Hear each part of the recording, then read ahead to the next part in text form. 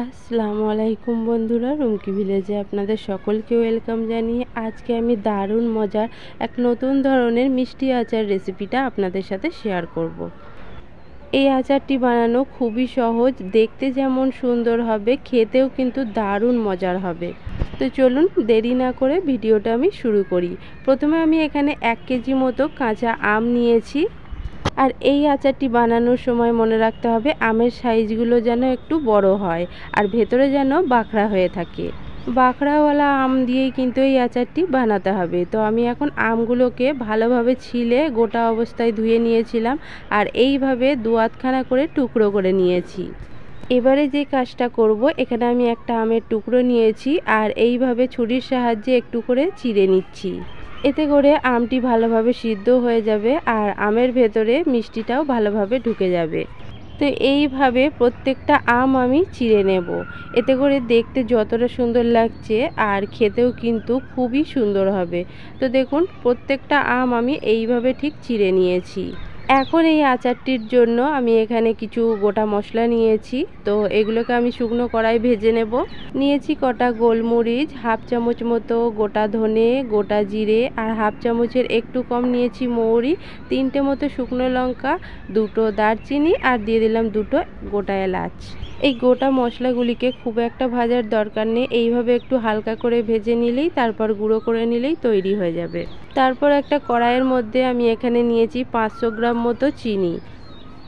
যেই বাটি মেপে চিনি নিয়েছি সেই বাটির অর্ধেক মতো আমি জল এর মধ্যে দিয়ে নিলাম। এখন চিনি আর জলটাকে ভালো মতো নাড়াচাড়া করে ফুটিয়ে নেব। গ্যাসটা হাই ফ্লেমে রেখে এইভাবে চিনি আর জলটাকে ভালো মতো ফুটিয়ে নিয়েছি। আপনারা চাইলে আমের মধ্যে চিনিটা মাখিয়ে রেখেও এই আচারটি বানাতে পারেন। তো আমি আমের মধ্যে চিনিটা না মাখিয়ে রেখে ডাইরেক্ট চিনিটাকে ফুটিয়েই এইভাবে আমগুলোকে এর মধ্যে দিয়ে দিলাম। আমের মধ্যে চিনিটা মাখিয়ে রাখার ফলে আমটা অনেকটাই নরম হয়ে যায় আর আচারটি বানানোর সময় আমটা ভেঙে যায়। এই কারণে আমি এইরকমভাবে তৈরি করছি। এর মধ্যে দিয়ে দিচ্ছি 1 চামচ মতো নুন, হাফ চামচের একটু কম হলুদ গুঁড়ো আর হাফ চামচের একটু কম দিয়ে দিলাম লঙ্কার গুঁড়ো। এই হলুদ আর লঙ্কার গুঁড়োটা দেওয়ার ফলে এই আচারটির একটা দারুণ সুন্দর কালার আসবে। তো এইভাবে একটু নাড়াচাড়া করে মিশিয়ে নিচ্ছি আর একটা ঢাকনা দিয়ে ঢেকে দিচ্ছি 2 মিনিটের মতন। 2 মিনিট পর ঢাকনাটা খুলে দেখে নেব। দেখুন কত সুন্দর একটা আমের মধ্যে কালার চলে এসছে। তারপর একটা চামচের সাহায্যে এইভাবে হালকা হালকা করে একটু নাড়াচাড়া করে দেবো। কাঁচা আম খুবই নরম, তো একভাবেই সিদ্ধ হয়ে যায়। তো দেখুন দেখেই বোঝা যাচ্ছে যে আমটা ভালোই সিদ্ধ হয়ে গেছে। আরও একটু 2 থেকে 3 মিনিট মতো এইভাবে লো ফ্লেমে রেখে জাল করে নেব। তারপর যে ভেজে গুঁড়িয়ে রাখা মশলাটা আমি গুঁড়িয়ে রেখেছিলাম সেটা দিয়ে দিলাম আর এই আচারটি ভালো রাখার জন্য 2 চামচ মতো ভিনিগার দিয়ে দিলাম। যে কোনো মিষ্টি আচারেই কিন্তু ভিনিগার দেওয়ার চেষ্টা করবেন। ভিনিগার দেওয়ার ফলে অনেক দিন পর্যন্ত এই আচারটি ভালো থাকবে, নষ্ট হয়ে যাওয়ার কোনো রকম ভয় থাকবে না। তো আমি এই আলতো আলতো করে সব কিছু একসাথে মিশিয়ে নিয়েছি আর 5 মিনিটের মতো এই আচারটিকে রান্না করে নিয়েছি। তো দেখুন এই মিষ্টি আচারটি একদম কমপ্লিট হয়ে গেছে। গ্যাসটা অফ করে দেব আর এই কড়াইয়ের মধ্যে আমি সারা রাত ঢাকা দিয়ে রেখে দেব।